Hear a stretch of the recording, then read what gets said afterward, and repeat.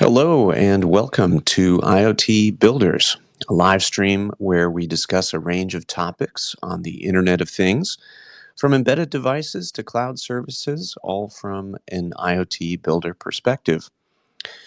It is November 16th, and this is episode 9 of our weekly live stream. And today we're going to talk about security and open source and our reInvent conference coming up, which is only 12 days away.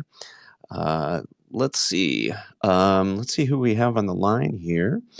It looks like we have Alina and Nenad and Syed.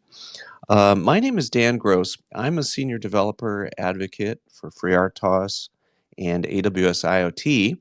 And as I mentioned, my colleagues are on the line. Hey guys.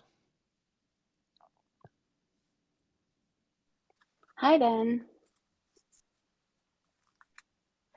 Hey, Alina.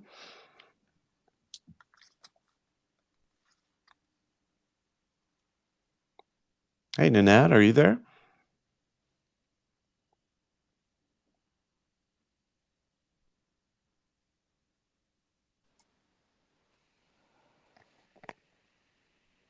Are you there, Nenad?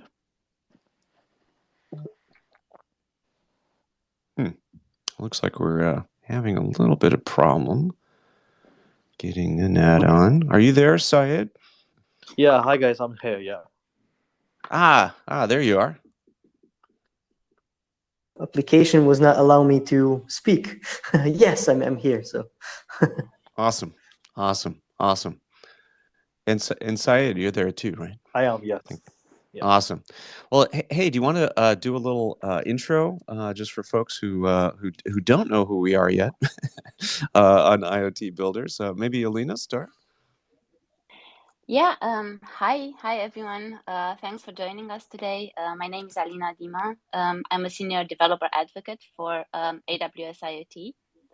I'm really happy that you're joining us on IoT Builders.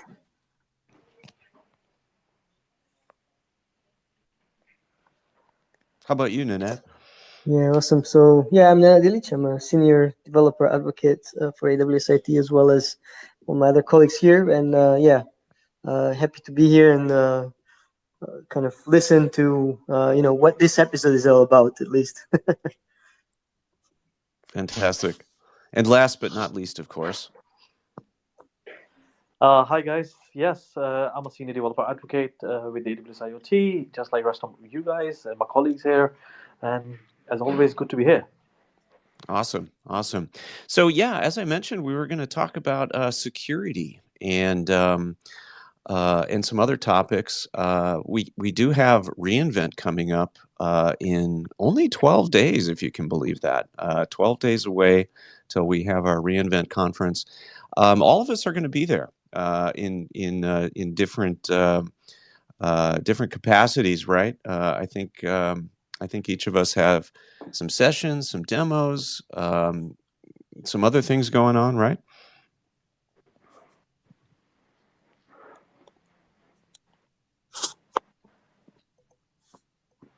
Yeah, I think it's worth mentioning that we will be on a modern app and open source zone in developer zone presenting demos. I'll let Nenad and Alina talk about their demos. I'll talk about my demo, I guess, to start with. It would be a smart city territory framework, which will basically use LoRaWAN and LoRaWAN connected devices to emulate a smart framework connected to AWS IoT. So do pop in and meet us over there. That would be awesome to have you guys and come and sync with us. Oh, that sounds really cool. I can't wait to see that, actually.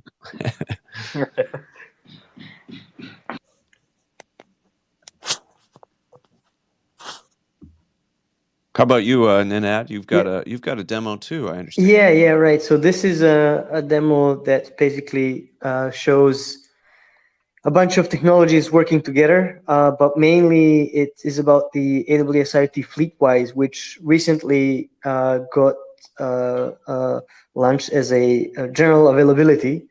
So yeah, there will be a simulation of a vehicle and people can do a test run, like drive a virtual car throughout the city, and we will do a bunch of metrics around it, and how that data that's produced by a car can be collected and then put in the AWS IoT and AWS and done further analytics. So that will be something we'll be showing. So feel free to drop by and do a test drive. That's great. That's great. Kick the tires, so to speak. Yeah. All right, and Alina, you've got some activities at reInvent too.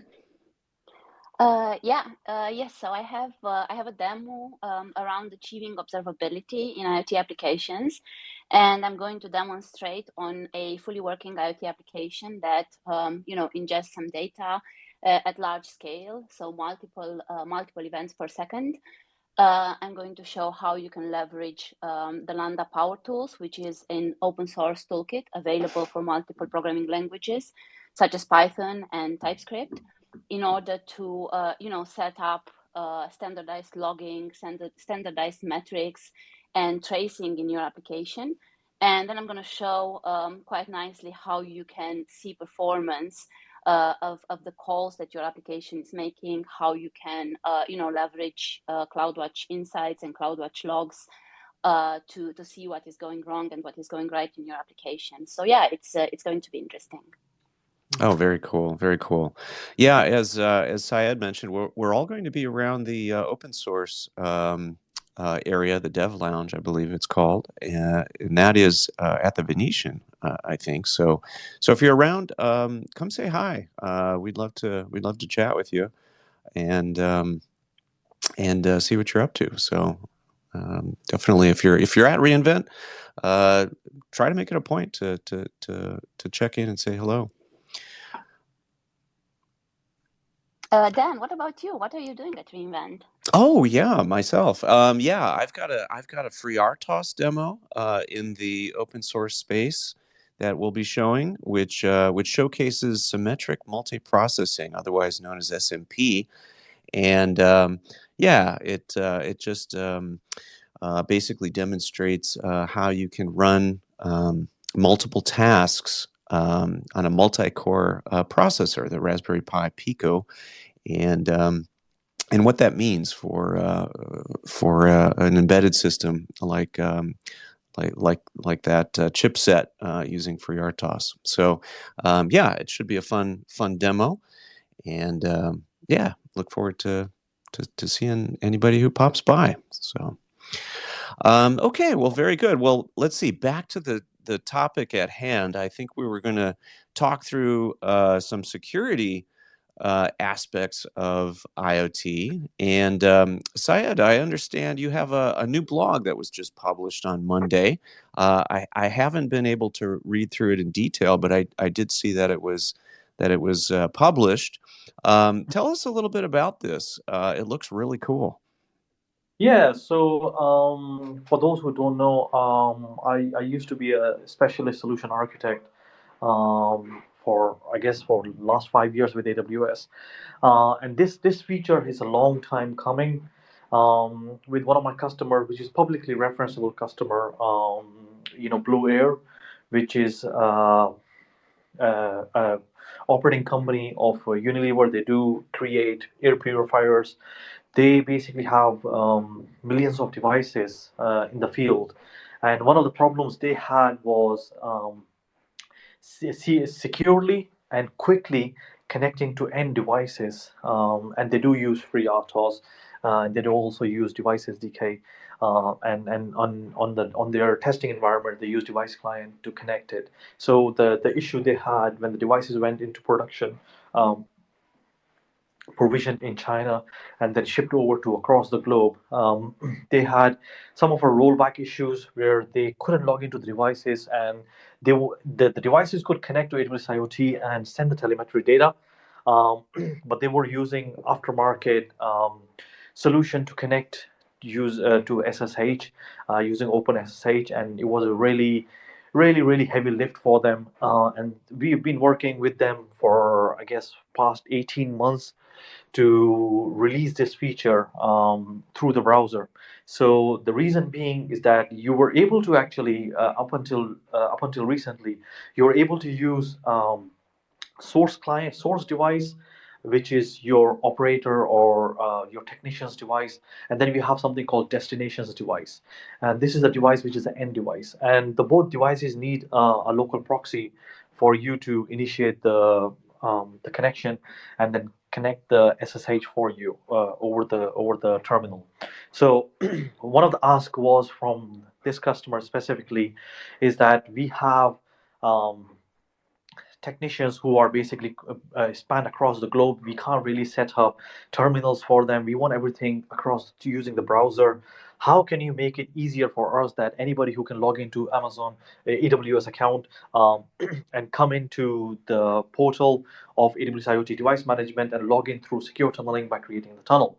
So with this new secure tunneling feature, what we have done is we have given you the capability to connect to these destination, or in this case end devices, without setting up a local proxy on your technician or source device, which in this case would be your browser, and it will basically initiate the connection to your end device, and it will create a SSH tunnel for you by passing the details across.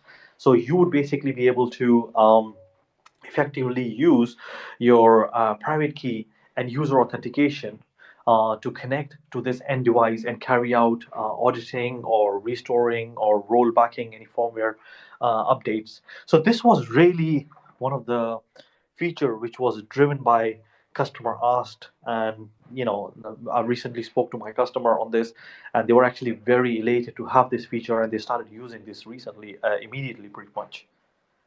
Wow, that sounds really great. Is this so essentially this really helps in terms of managing the fleet, in terms of device management, and really getting um, sort of better visibility into the devices, right? Yep. Um, and is this something akin to like a reverse proxy or something like that? So it's sort of similar. Um, there is a visual representation of secure end-to-end tunnel. I mean, obviously, in the YouTube channel, which we just probably published the video, Mm. or on the blog, and you can also use one of the workshop, which basically has the illustration of how to basically see the end-to-end. So the local proxy, what it does is basically creates a tunnel by creating it by exchanging the credentials from your source device, which your operator's device, with the end device, and it carries out the sync and act by the first time the trigger occurs. So it also use, if you're going deep dive into it, without talking too much, I guess IP based information here, I guess, would be is the connection is triggered, the destination device will send us a message into a system event into AWS IoT Core. Um, when this basically gets triggered, we basically pick that up as part of the proxy from our browser side, um, and then we basically send the credentials over encrypted. So it's worth mentioning that the complete communication between end device and the operator device is secured end to end.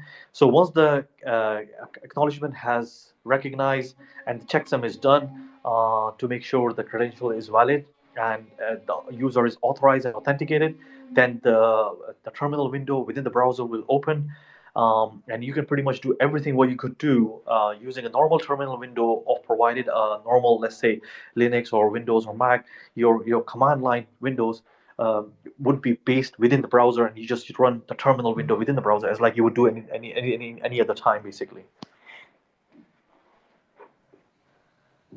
Cool. So what kind of destination device can this be?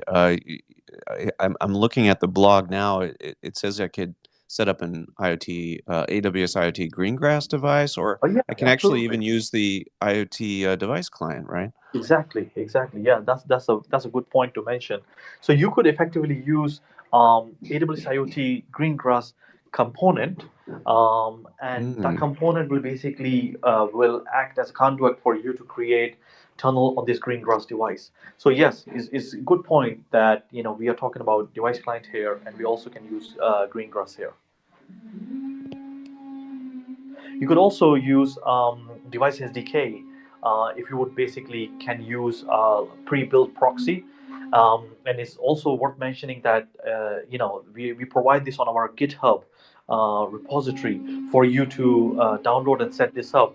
If you don't want to basically use device client or Greengrass, you can just use the device SDK and set this up yourself if you like. Yeah, this looks really great. So the primary use cases when you're really behind kind of a like a firewall or some kind of you know some kind of network topology that makes it difficult to get to these end devices, right?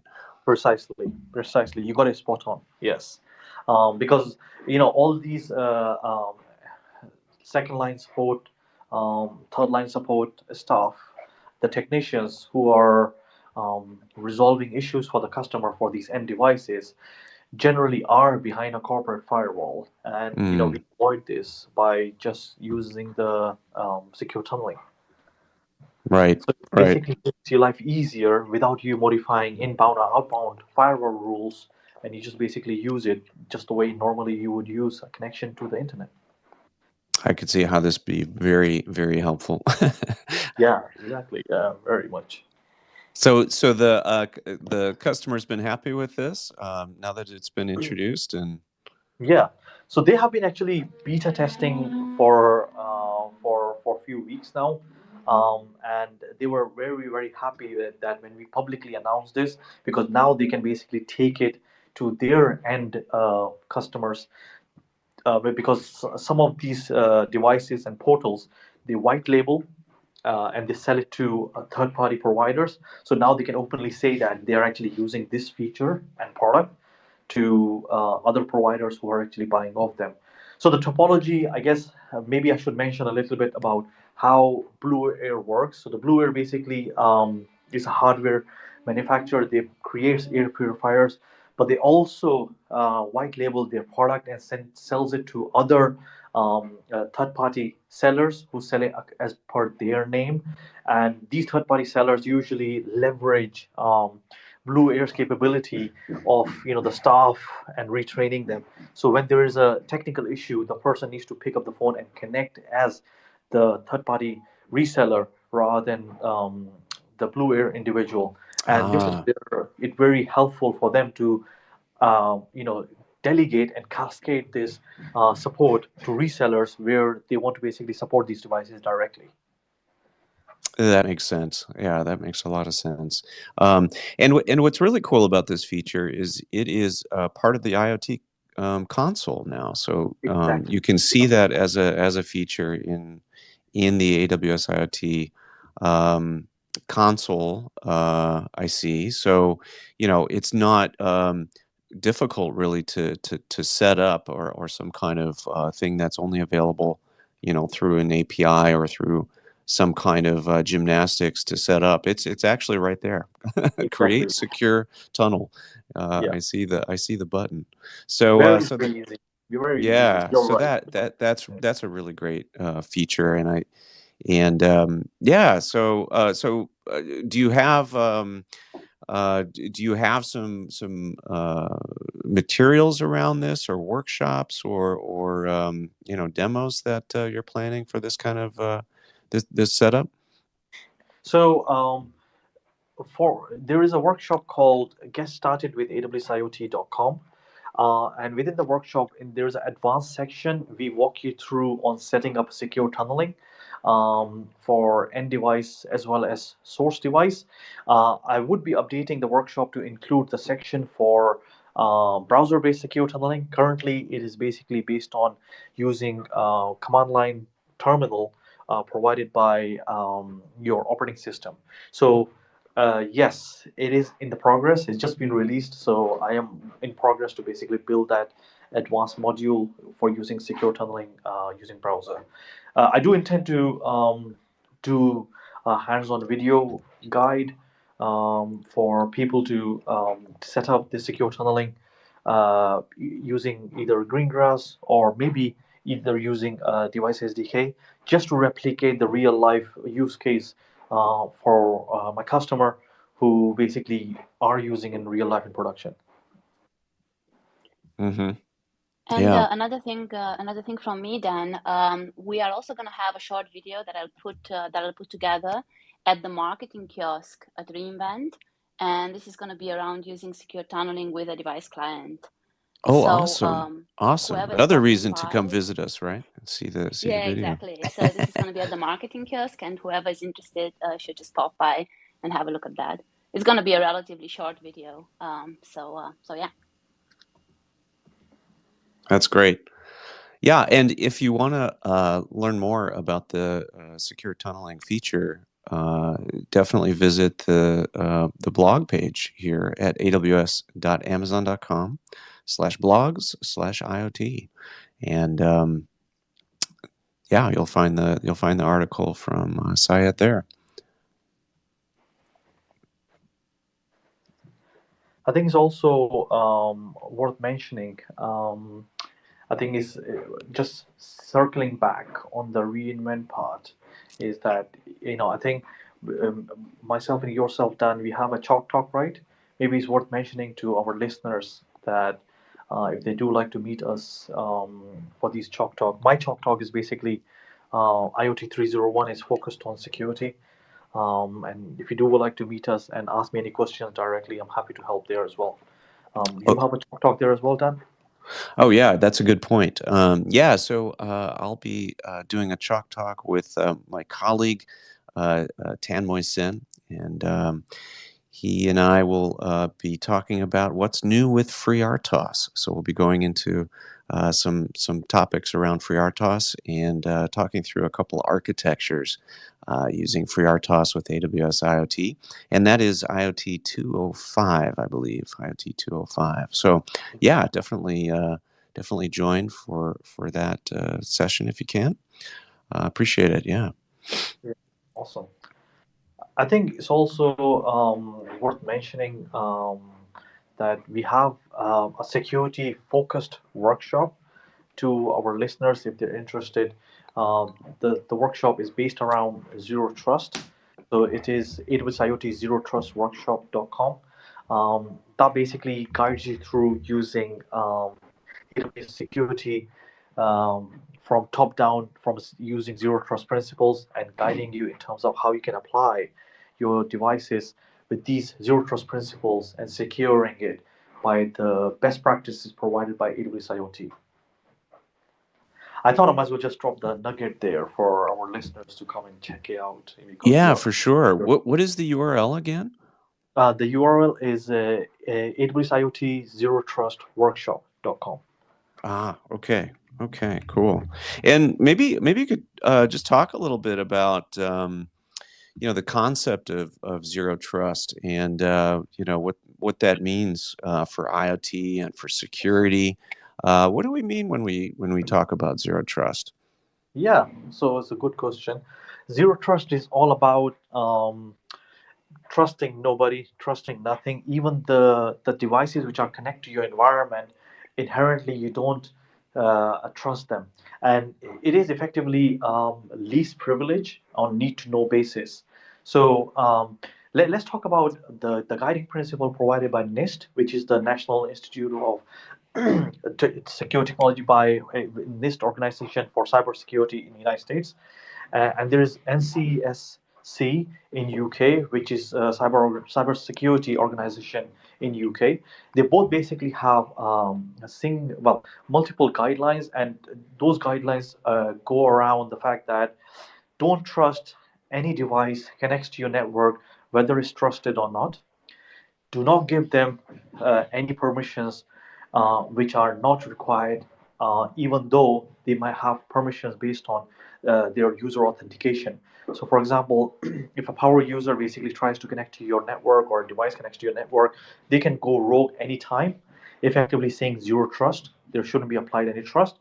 And also, have proactive updates onto your policy based on the devices connecting to your environment. So if you actually have a multitude of devices, we don't want to make sure these devices go rogue. And the only way we can avoid that is to make sure we contain them and have an updated dynamic policy. Applying it is knowing that when device needs to know basis. So let's say a simple scenario is if you actually have, let's say, 10,000 devices. Out of 10,000 devices, you actually have one device which decides to basically have gone rogue because you didn't try to have fine grained policy for these devices, such as whether it can connect, whether it can subscribe, or whether it can publish, what other devices can listen to, what topics can it subscribe to, and what not. If you basically don't lock this down, there is a possibility that this device can go rogue and also can impact other devices. So by applying the zero trust principle, we would basically use least privilege, and we would also use device connectivity dynamically. And it's worth mentioning that some of these best practices are actually provided by Device Defender inherently for you to basically run as part of the audit to make sure that you don't actually have overly permissive policy of this device.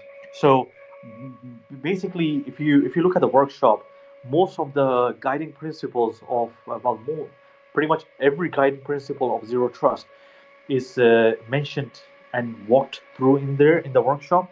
And by looking at those NIST guiding principles, you will be able to secure your devices according to the zero trust guidelines.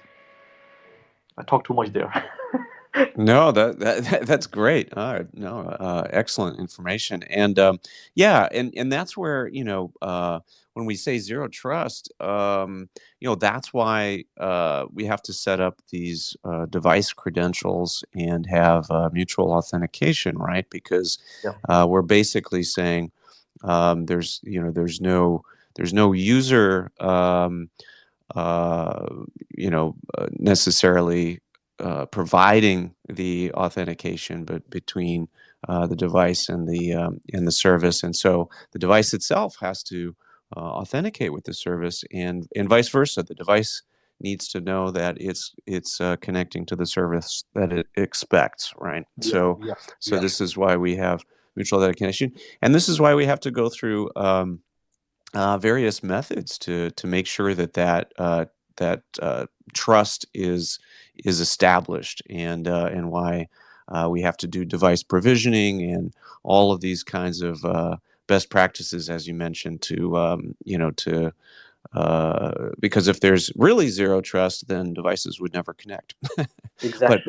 we have to establish some kind of trust in order to have communication between the end devices and the service, right?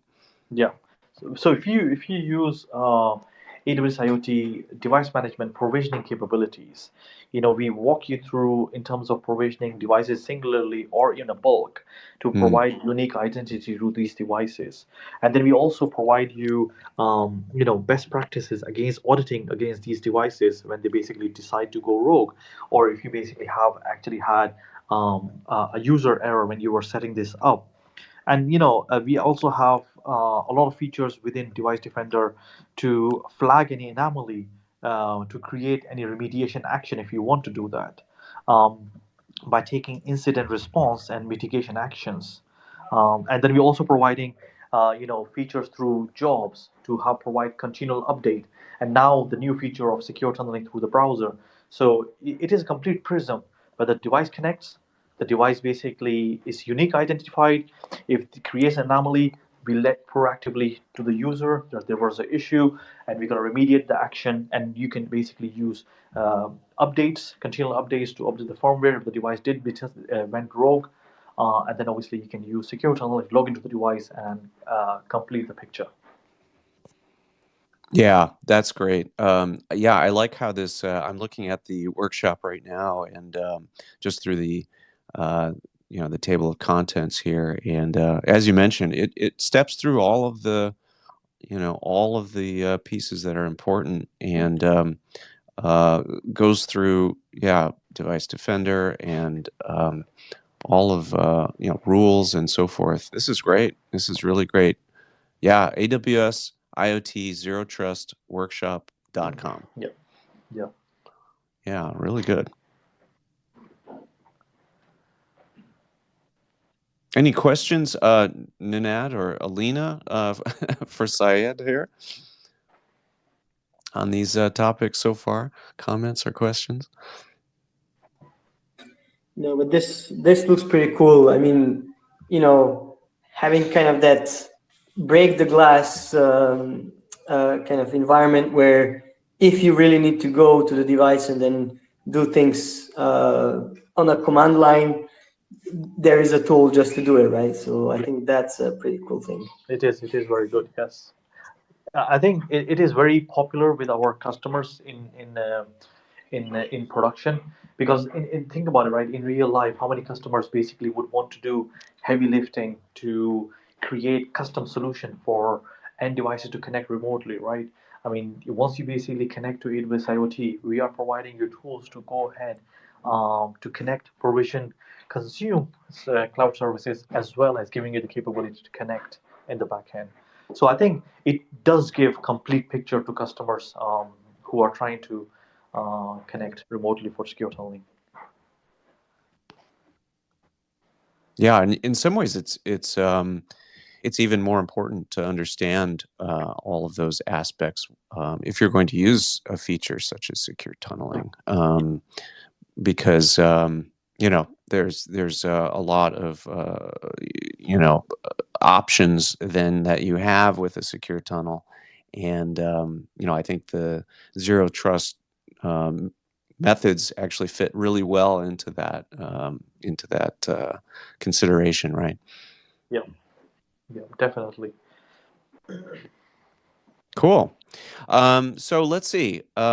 Anything else we want to mention about either the Secure Tunnel blog or the workshop here, or are there some other topics we'd like to cover in our? Let's see. We have another 25 minutes or so, 20 minutes, something like that. I think we can basically do roundtable and let's listen to what Alina is presenting from a power tools perspective from Lambda. I think that sounds pretty interesting. It would be nice to basically listen to that. Yeah, sure. I can talk about it a little bit more. So one thing that I have noticed throughout time as I was working, because I come originally from ProServe, from the ProServe team, and I was working with customers who had large fleets of devices on the production environment. And most of the customers were using serverless technology. And in spite of actually TypeScript being advanced enough, and logging and monitoring and so on being quite well-known tools for software development, very often I notice that this sort of discipline around non-functionals falls off the cracks, right? So yes, multiple teams are working on an IoT solution, because IoT is not really.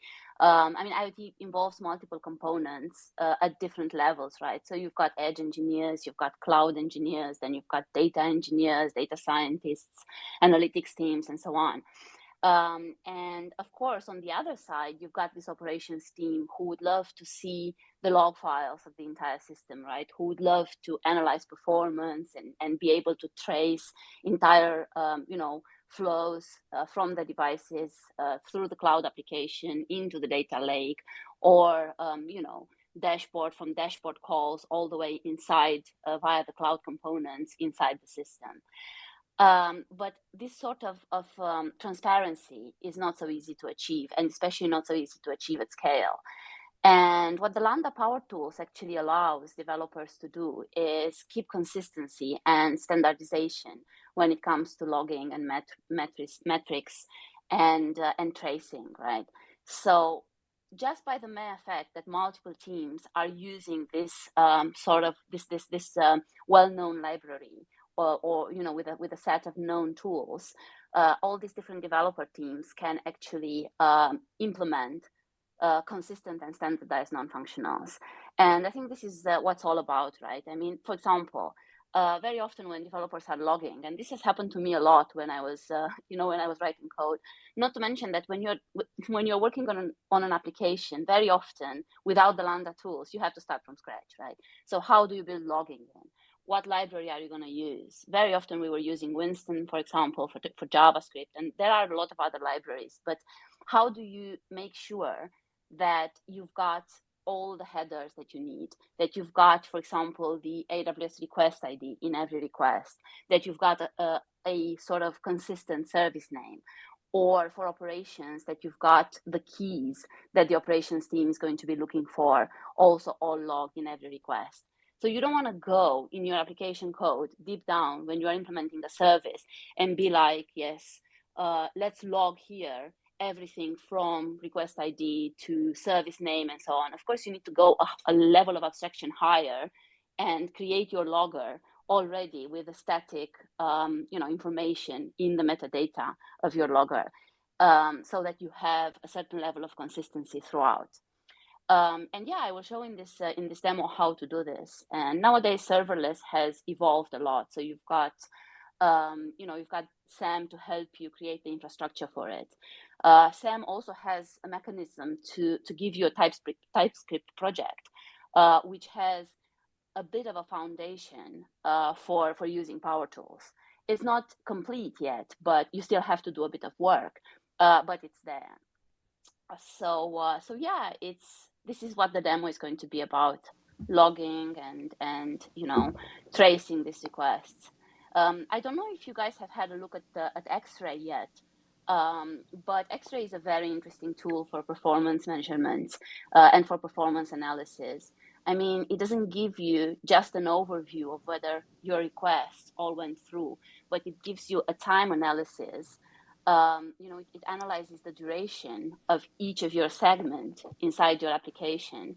And it also gives you an overview of, your cold start, the cold start of your Lambda function, for example, and all the overhead that you have in your application code, which is quite interesting because then you can go in there and you can see that, for example, the Lambda service took, I don't know, I'm going to give you an example, a crazy example, took 5 minutes to launch your Lambda function.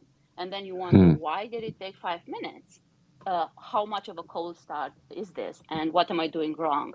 You could be, for example, creating objects that you should be creating once. You could be creating them for every Lambda invocation, whereby it's not necessary. So yeah, it's this kind of performance little bottlenecks, I would say, that at scale impact your application. And I've been blabbing way too much. No. This is great info. So X-ray, yeah, it looks really cool. I haven't done a whole lot with X-ray myself, but from an observability point of view, it looks really, really helpful to know what's happening with your applications, right? Yeah, I think it's really cool. And what's cool about X-Ray is that, and Power Tools actually, Power Tools and X-Ray give you a bunch of different ways to build these features in your application. So you can use annotations, you can use code, you can use the SDK. So it gives you the flexibility based on your taste as an application developer. It gives you the flexibility to build it the way you want it. For example, I love annotations because I come from a Java background. And I mean, I've been using Spring and Spring annotations a lot, and I've been using AspectJ and so on. So I quite like to annotate and to not sort of mix too much non-functionals inside my code, so my code becomes unreadable. I prefer using annotations. So Lambda Power Tools gives you the possibility to do this as well. So where can folks go to learn more about the Power Tools? What's a good sort of entry point there? Right. So, I mean, there is, so first of all, because it's open source, so there is the main repository of Lambda Power Tools, for example, for TypeScript. So like I say, the Power Tools it's a tool available for multiple programming languages. So whoever's programming in Python, for example, can go to the Python docs and can see a lot of really nice examples. The serverless community has also published a bunch of really interesting getting started applications.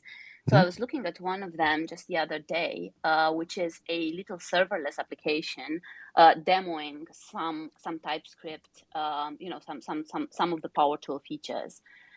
So yeah, this is also the serverless TypeScript demo repository is also a source of information. We can paste the links afterwards. Sure. Yeah. And I think it's also still very important to understand how X-Ray operates, because X-Ray is, Lambda Power Tools enables support for X-Ray in your Lambda functions, but almost all of the AWS services have integrated support with X-Ray. So you need to make sure that you also leverage and enable that at every step in your application. And there is also, of course, I don't know if you know, but there is an X-Ray agent as well that can run on devices as well. Oh, I was not aware of that. Very cool. As a daemon. So that's actually also quite interesting. So yeah, all this combined can actually give you visibility in the performance of your application. Cool. It's cool. So this, so you'll be at reInvent and showing this actually. Mm-hmm. Yeah, Cool. absolutely. And I'm going to record a video as well and put it on our IoT Builders YouTube channel so that anybody who is not at reInvent will still have the chance to watch this video and understand a little better how Lambda Power Tools works. Excellent. I like that. Yeah, and as some of the other projects go, this is open source as well, right? Yeah, absolutely. So this is open source, and there is of course a roadmap available as well with what features will be coming in the future, integrated in the future into Power Tools.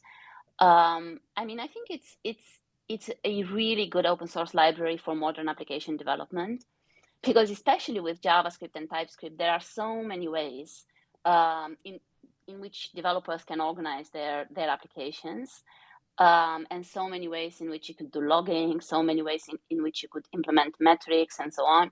So it's good to have something out there that if different teams want to keep a standard across themselves, then they can use this. Yeah, absolutely.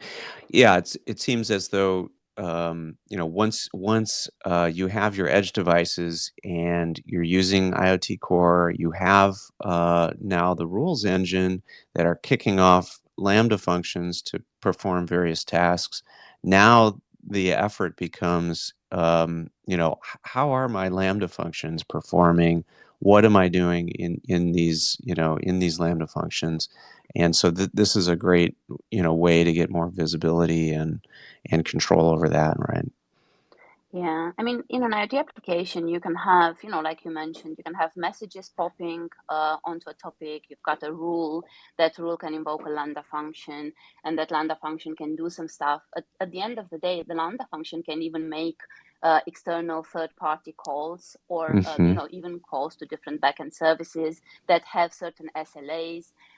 Whereby you would need to retry those calls, and you would need to analyze what the response time from the third-party system is, and all these things. And then you have the entire decoupled communication side of things, whereby a messages would be popped into an SQS queue, for example, for decoupling at scale. And then from that queue, you'd have a Lambda consumer that will be picking up messages and processing them further. You also can have this sort of architecture. The other flavor could be with Kinesis. Like you could have a Kinesis data stream, you could have Kinesis Firehose, and again there, a Lambda function to pre-process your data before you're ingesting it somewhere. So all these different ways of building your IoT application as a serverless application can benefit a lot from Power Tools and from the native integration between the different AWS services and X-Ray. Mm-hmm. Yeah. And as these, I guess, this is considered microservice, type of design. As these microservices are more or less strung together, you can lose a little bit of visibility between the different microservices. So it seems like X-ray is kind of the perfect fit for that, right? Yeah, exactly. Even following your request through Right. different stages in your application, if your flow is decoupled, following this request through can end up being relatively complicated.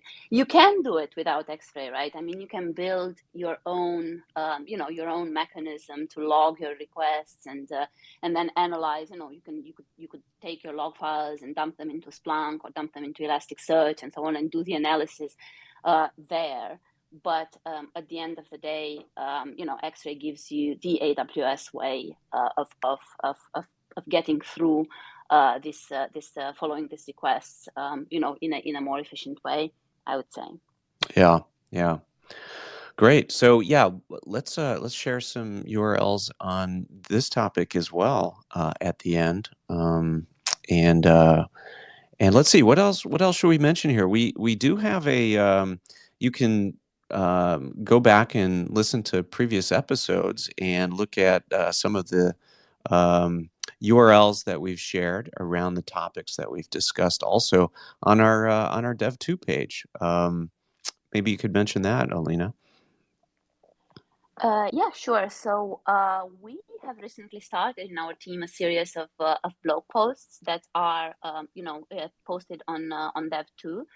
Now, these are not really long blog posts. It's more aimed to contain consumable little posts with useful information for developers who are building different kind of applications with different AWS services, and not necessarily AWS services, but IoT services in general. So IoT IoT solutions with different components, be them open source, be them AWS specific. So it's just consumable, easily consumable, digestible content. Takes about a minute or two to read, and can give you some useful tips.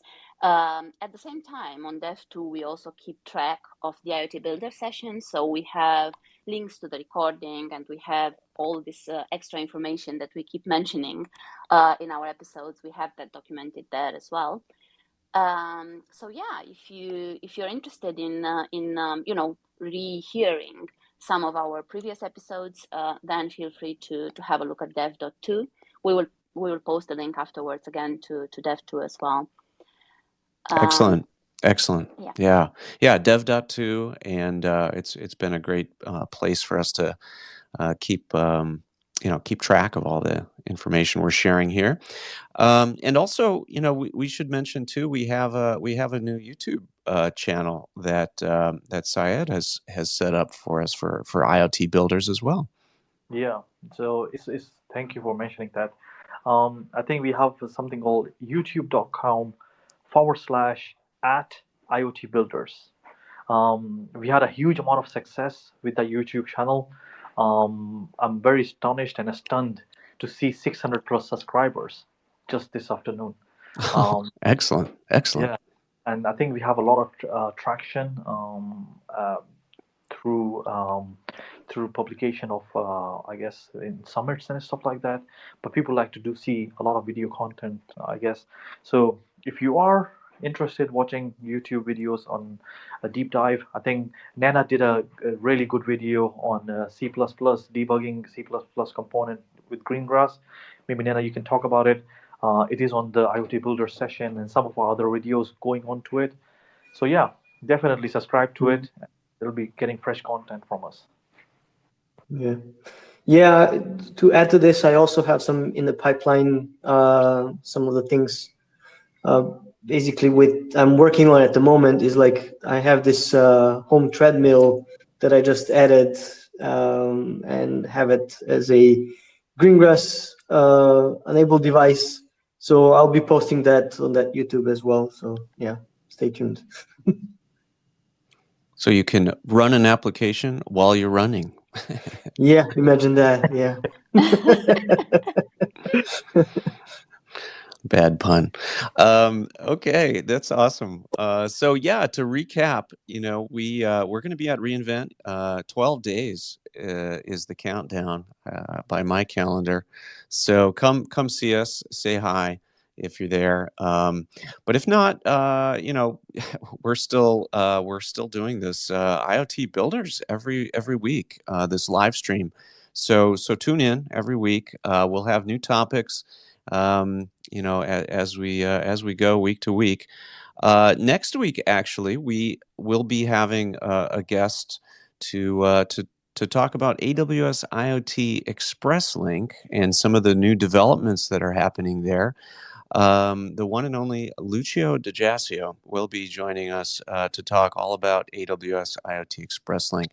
So that'll be next week. And then the following week will be at reInvent. I think we're planning to have a live stream from reInvent, if I'm not mistaken. Right, guys? Yes, we are. So that should be fun. All right, sounds good. Let's see. Anything else to add before we say goodbye and sign off? I think one thing I forgot to mention is that we also have a greengrass workshop. It's called greengrassworkshop.com. If you're interested on getting hands-on from start to understand greengrass, how it works, and get building with greengrass, you can use the greengrassworkshop.com to get understanding. Cool. Greengrassworkshop.com. Excellent. All right. Well, yeah, as I mentioned, or as we have mentioned, we will be at the open source dev lounge in the Venetian coming up at reInvent, and so come by and say hi.